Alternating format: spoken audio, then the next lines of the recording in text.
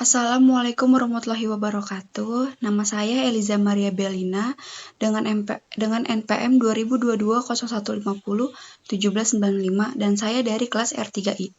Di sini saya akan membuat video simulasi mengajar dengan metode Discovery Learning dan tema anti-bullying. Assalamualaikum warahmatullahi wabarakatuh. Selamat pagi anak-anak. Gimana nih kabarnya? Baik? Baik. Alhamdulillah kalau misalnya baik ya. Ibu mau nanya nih, kalian udah sarapan atau belum? Soalnya kita mulai kelas itu kan pagi. Oh, ada yang sudah, ada yang belum. Kalau misalnya ada yang belum, nggak apa-apa kalian sarapan dulu aja ya. Soalnya sarapan itu penting banget buat kita yang mau kelas pagi nih. Karena biar fokus, kita biar nggak lesu, biar kita nggak ngantuk. Kalau misalnya kita belajar dalam keadaan lapar, itu beneran nggak bisa bikin diri kita fokus. Makanya kalian tuh sarapan dulu aja ya, nggak apa-apa. Anak-anak, pagi ini Ibu akan membahas materi mengenai pembulian atau perundungan. Sekarang kan lagi maraknya nih terjadi pembulian atau perundungan di sekolah.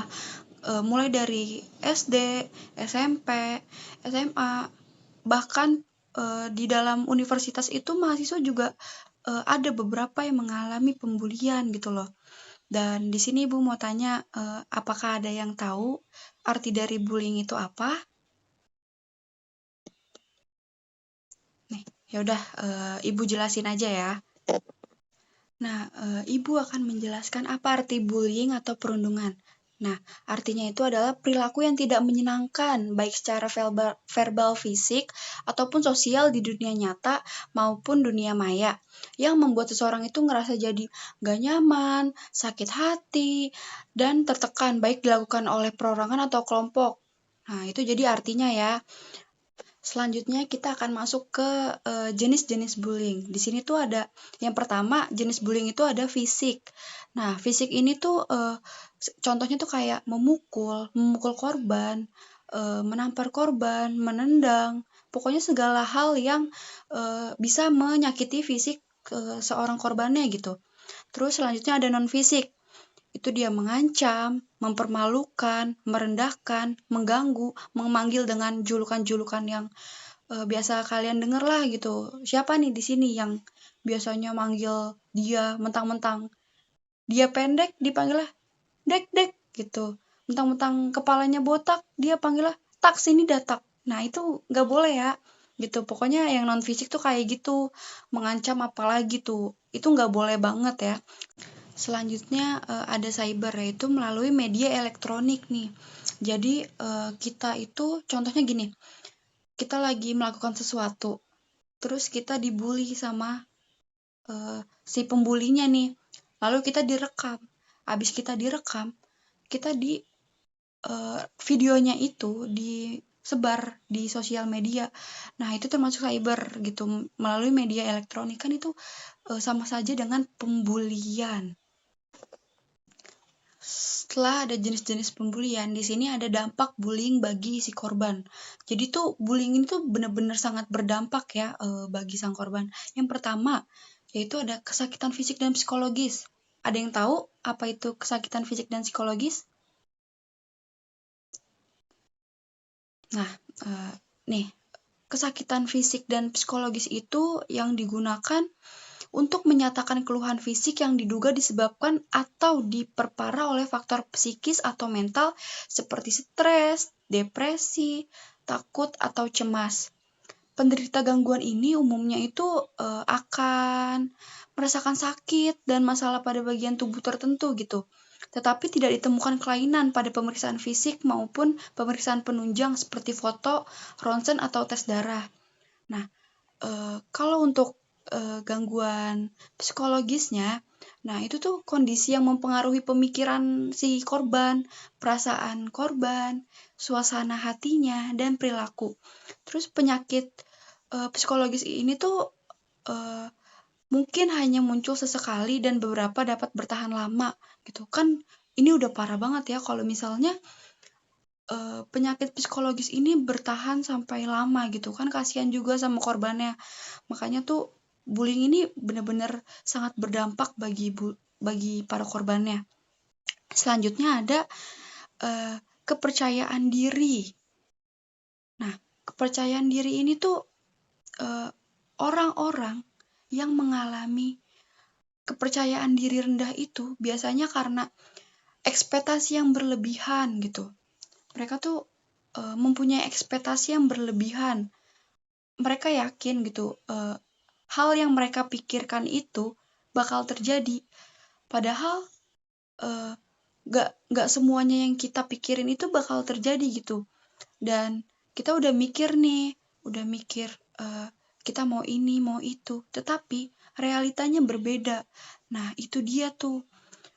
Itu bahaya juga kalau misalnya kita memiliki ekspektasi yang berlebihan. Lalu ada menghakimi diri sendiri. Terus ada rasa takut. Kebanyakan orang ya itu pada takut sama apa yang belum terjadi. Kenapa mereka takut gitu? Karena mereka mikirnya yang buruk-buruk, yang negatif-negatif. Coba kalau misalnya kalian nih sebagai siswa-siswi, kalian coba deh. Kalian itu berpikir secara positif. Pasti kalian gak akan merasakan ketakutan atau cemas gitu. Nah, itu tuh harus ditimbulkan gitu, berpikir secara positif gitu, supaya kalian tuh gak ngerasa diri kalian tuh jadi terbebani ya anak-anak. Lalu selanjutnya ada takut ke sekolah gitu. Biasanya tuh anak-anak yang dibully, para korban yang dibully memang takut ke sekolah gitu. Karena mereka tuh udah ngerasa ngapain ke sekolah kalau gue cuma dibully gitu. Nah, makanya kita sebagai temannya tuh, kalau misalnya ada teman kita yang dibully, kita langsung rangkul gitu. Kayak kalian bisa bilang, nggak usah takut gitu. Ada aku kok gitu. Tenang aja gitu. Nggak usah takut. Yang penting kamu tuh tujuannya belajar gitu. Nanti bisa dilaporin ke guru BK kalau misalnya ada yang bully lagi.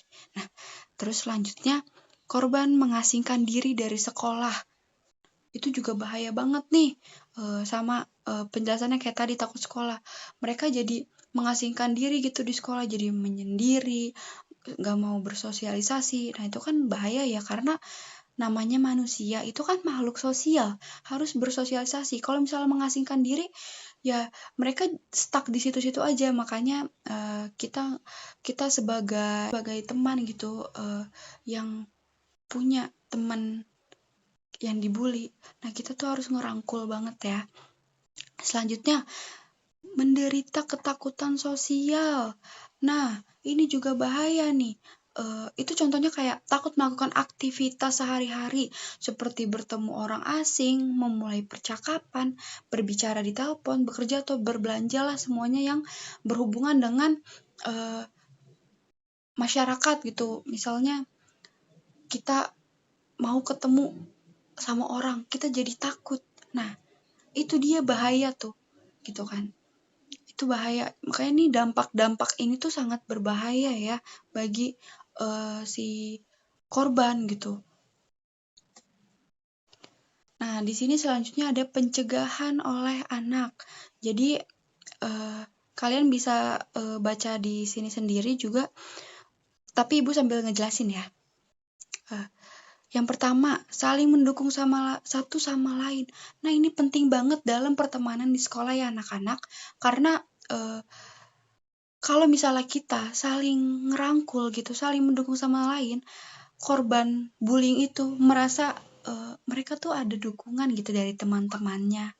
Mereka tuh nggak ngerasa sendirian gitu loh.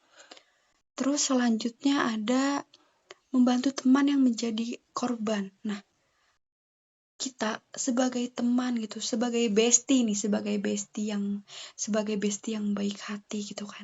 Kita membantu teman kita yang sedang dibully gitu, korban pembulian. Kita harus membantu. Kalau misalnya mereka mau curhat gitu kan, kita harus dengerin. Kita pokoknya harus membantu dengan sukarela gitu. Selanjutnya mengembangkan budaya relasi atau pertemanan yang positif. Nah, ini juga sebenarnya bukan pilih-pilih temen ya, teman-teman. Teman-teman, anak murid. Nah, sebenarnya bukan pilih-pilih teman, cuman kadang kita tuh perlu gitu. Kita perlu mencari teman yang membawa aura positif ke diri kita gitu. Misalnya nih, kita baru masuk ke sekolah baru gitu. Terus kita berteman dan mereka tuh membawa aura negatif ke kita. Mereka ngomong kasar, terus mereka juga bersikap yang tidak baik lah, pokoknya sesama gitu. Nah, itu harus kita jauhin. Karena apa?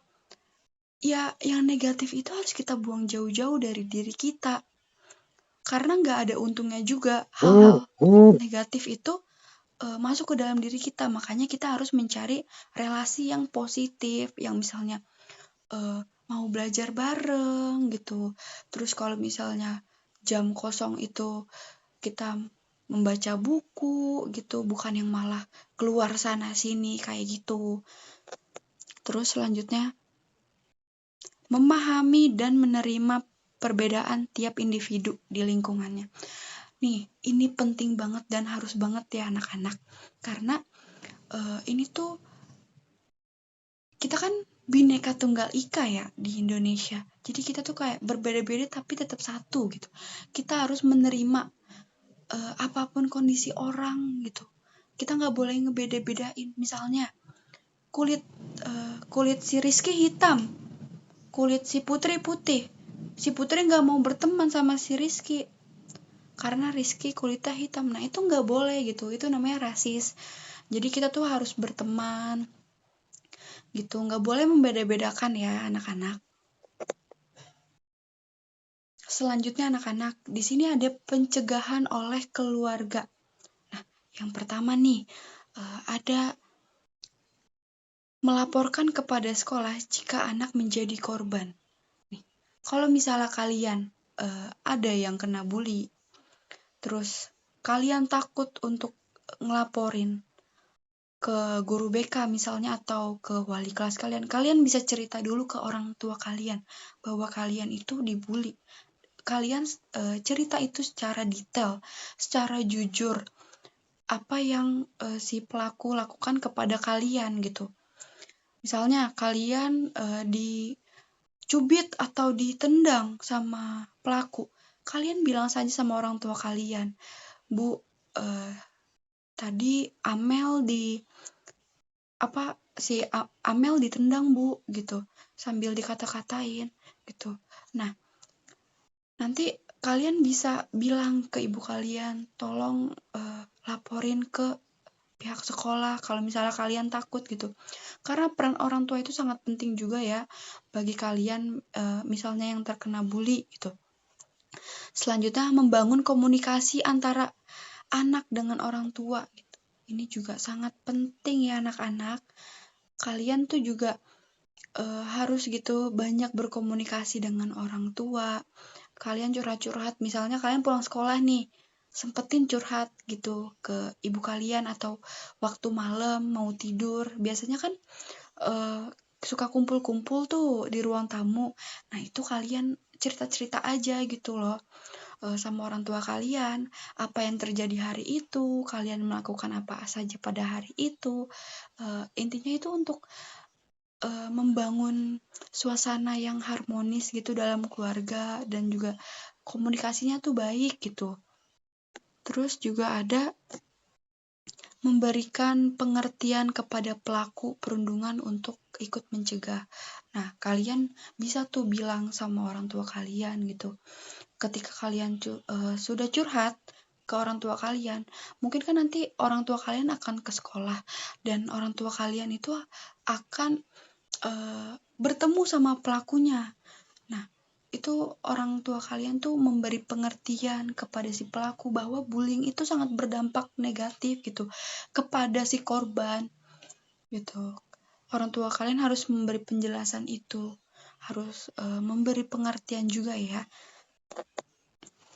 Nah, anak-anak, jadi setelah ibu menjelaskan apa itu bullying, jenis-jenis bullying, dampak negatif bullying, serta upaya pencegahan bullying, apakah ada yang ingin bertanya atau menyimpulkan nih?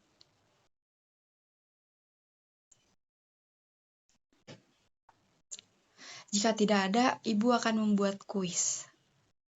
Nih, ibu mau buat kuis nih secara lisan. Nanti ibu kasih pertanyaan, kalian jawab. Nah, kalau misalnya kalian berani jawab atau kalian bisa jawab nih, ibu akan kasih 1 bintang untuk penambahan nilai. Kan lumayan tuh nilai 1 bintang gitu kan. Oke, kita mulai saja ya anak-anak kuisnya. Kalian bisa juga catat kok di buku kalian untuk pertanyaannya. Tapi nanti buat jawabannya kalian jawab langsung ya. Soalnya kan tadi ibu sudah jelaskan tuh apa artinya gitu. Kalian juga sudah menyimak kan pastinya dan melihat apa itu penjelasannya. Udah, kita mulai aja ya kuisnya. Yang pertama, ibu akan memberi pertanyaan nih. Jika kejadian bullying terjadi di depan matamu, apa yang akan kamu lakukan? Yuk, ibu tunggu 5 menit nih, oke? Nggak lebih ya, 5 menit aja. Ayo, udah 5 menit nih, siapa yang mau jawab? Adakah yang berani menjawabnya? Oh, Amel mau jawab? Oke.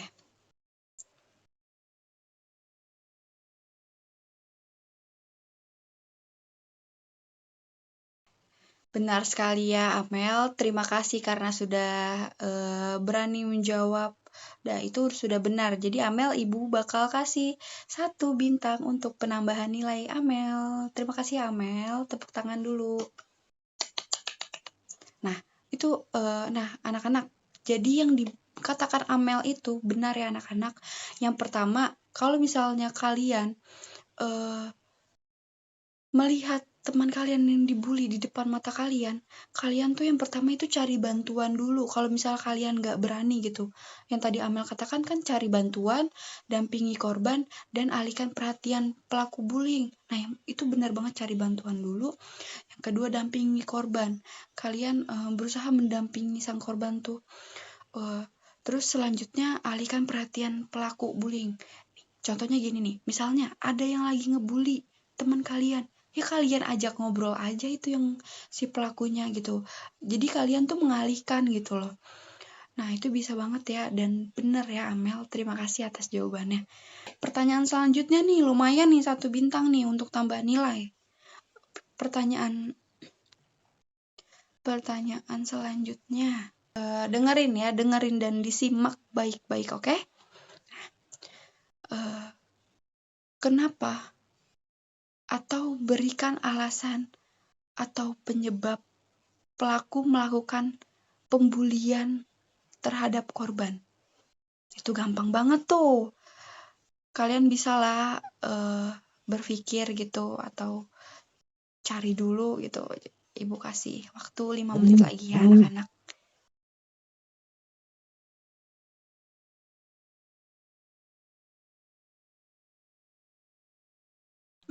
Oh, Yunus mau jawab? Belum 5 menit, hebat banget nih. Ya udah, coba dijelaskan jawabannya.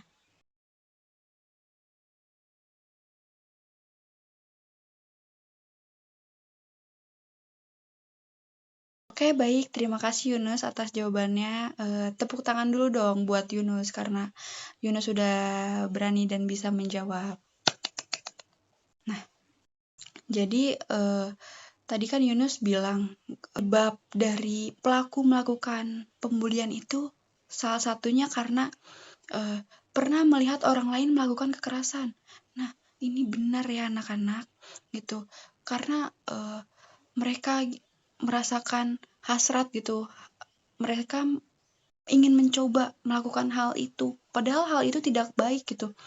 Makanya kalau misalnya ada orang yang lagi ngelakuin tindakan kekerasan kepada orang lain, kita sebaiknya nggak usah lihat terlalu lama gitu, atau kita langsung lapor saja ke pihak yang berwajib, nggak usah ditontonin. Biasalah kalau misalnya orang-orang Indonesia gitu, kalau misalnya ada apa-apa selalu ditontonin. Misal aja ada kebakaran, malah ditontonin.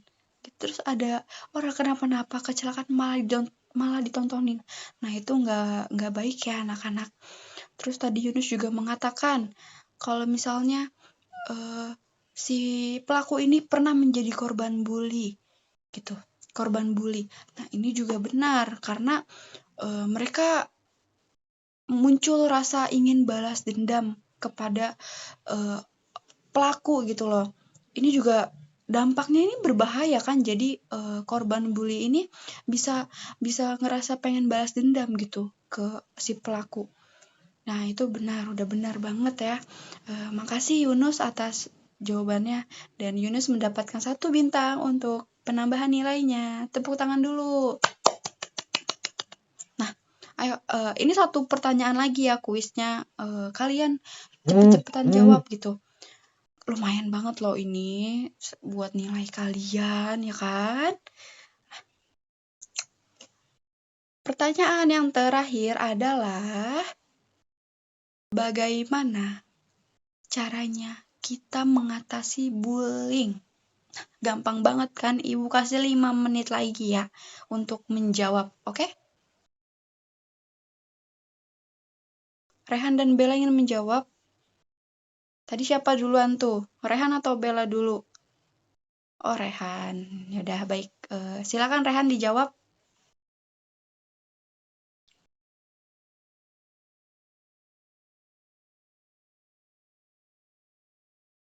Oke, Rehan. Makasih atas jawabannya. Nah, tepuk tangan dulu nih untuk Rehan yang udah mau menjawab pertanyaan yang terakhir. Bagaimana caranya kita mengatasi bullying itu? Rehan tadi menjawabkan, menurut Rehan itu sekolah perlu menciptakan kultur yang aman, nyaman, dan sehat, sehingga siswa-siswanya ini bisa berinteraksi dengan baik dengan teman-temannya. Ini benar banget ya Rehan, karena kalau misalnya sekolah nyaman dan aman, kita jadi ngerasa lebih ya udah aman gitu, nggak akan ada terjadinya pembulian, karena teman-teman di situ berinteraksi dengan baik ya. Itu sudah benar ya Rehan. Terus juga tadi Rehan juga bilang kan gitu, guru perlu menanamkan guru perlu pendekatan apa tadi Rehan? Guru perlu pendekatan konseling kepada anak yang mengalami bullying sehingga mereka itu tidak mengalami trauma berkepanjangan ya. Terus jadi minder hingga takut bersosialisasi dengan orang lain. Nah, itu benar ya Rehan. Jadi guru BK ini harus melakukan pendekatan konseling gitu kepada siswa yang mengalami bullying. Jadi biar mereka tuh nggak trauma gitu, biar mereka nggak ngerasa takut. Nah, ini benar Rehan. Terima kasih Rehan atas jawabannya. Rehan akan mendapatkan 1 bintang untuk penambahan nilai. Tepuk tangan dulu untuk Rehan. Nah, anak-anak, jadi kalian jangan sedih nih yang belum bisa menjawab. Di pertemuan selanjutnya yang akan datang, Ibu akan membuat kuis lagi ya. Nanti Ibu akan informasikan materi yang akan Ibu sampaikan pada minggu depan ke penanggung jawab kelas ya. Anak-anak, jadi ini Ibu ingin memberikan tugas ya untuk minggu depan gitu. Ibu mau kalian mencari satu kasus tentang pembulian lalu kalian analisis. Nanti untuk pengumpulannya Ibu akan Ibu akan informasikan lagi kepada penanggung jawab kelas. Yaudah. Dan sebelum Ibu akhiri atau Ibu tutup, apakah ada yang ingin ditanyakan Ada tidak? Kalau tidak ada, langsung saja Ibu tutup ya. Mohon maaf kalau misalnya Ibu ada salah-salah kata atau salah dalam menjelaskan, karena Ibu juga cuma manusia biasa kayak kalian gitu. Ibu juga masih bisa melakukan kesalahan dan Ibu akan memperbaiki kalau misalnya Ibu melakukan kesalahan itu. Yaudah, Ibu tutup aja ya. Wassalamualaikum warahmatullahi wabarakatuh. Terima kasih ya semuanya sudah mau bergabung ke kelas Ibu.